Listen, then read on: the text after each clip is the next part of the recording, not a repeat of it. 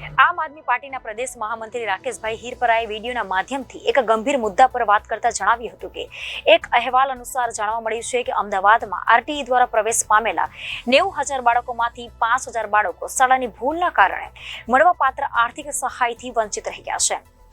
આપણે જાણવા જોઈએ કે આ કઈ શાળાઓ હતી। આપણે વારંવાર જોઈએ છીએ કે આરટીઈ દ્વારા પ્રવેશ પામેલા બાળકો ખાનગી શાળાઓ દ્વારા પ્રતાડિત કરવામાં આવે છે અને માનસિક રીતે પણ ટોર્ચર કરવામાં આવે છે।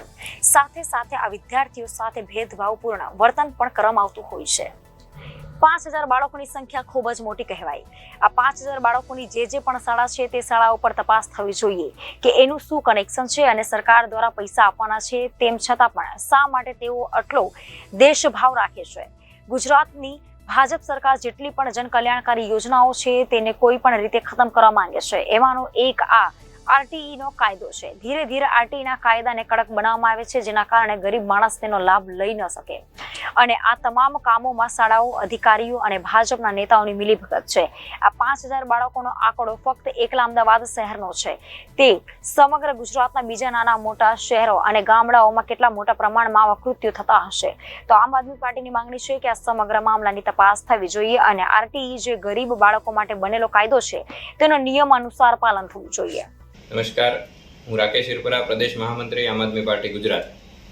આજના સમાચાર પત્રમાં એક ખબર છે કે અમદાવાદના આરટીઈ દ્વારા પ્રવેશ પામેલા 90,000 બાળકોમાંથી 5,000 એવા બાળકો છે કે જેઓ શાળાઓની ભૂલને કારણે પોતાની જે એમને વાર્ષિક સહાય મળે છે એનાથી વંચિત રહી ગયા। જાણવું જોઈએ કે આ જે 5,000 જે બાળકો રહી ગયા, એ જે શાળામાં ભણતા હતા એ કઈ શાળાઓ હતી? શાળા તો ચોકસાઈ માટેનું પ્રતીક હોય, તો આપણે સામાન્ય રીતે જોઈએ છીએ કે વારંવાર આરટીઈમાં પ્રવેશ લીધેલા જે બાળકો છે એને ખાનગી શાળાઓ દ્વારા પ્રતાડિત કરવામાં આવે છે, માનસિક રીતે ટોર્ચર કરવામાં આવે છે, એમની સાથે ભેદભાવપૂર્ણ વર્તન કરવામાં આવે છે। એમાં 90,000 બાળકોમાંથી 5,000 બાળકો એટલે ખૂબ મોટી સંખ્યા છે।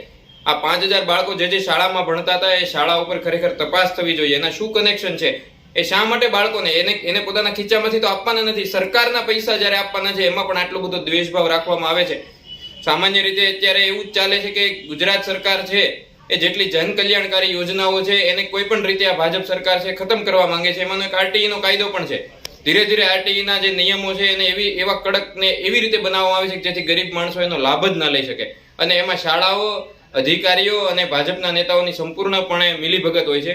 તો આ એક ભલે નાનું ઉદાહરણ છે, પણ આખા ગુજરાતમાં જો અમદાવાદ જેવા મોટા શહેરમાં થઈ શકતું હોય તો નાના નાના કેન્દ્રોમાં, ગામડાના અંતરિયાળ વિસ્તારોમાં તો કેટલા મોટા પ્રમાણમાં આવા કૃત્યો થતા હશે આરટીઈ દ્વારા પ્રવેશ લીધેલા બાળકો સાથે, વાલીઓ સાથે। તો આની તપાસ થવી જોઈએ, સઘન તપાસ થવી જોઈએ અને આરટીઈ જે ગરીબ બાળકો માટે બનેલો કાયદો છે એનું વ્યવસ્થિત રીતે અને નિયમાનુસાર પાલન થવું જોઈએ। આભાર।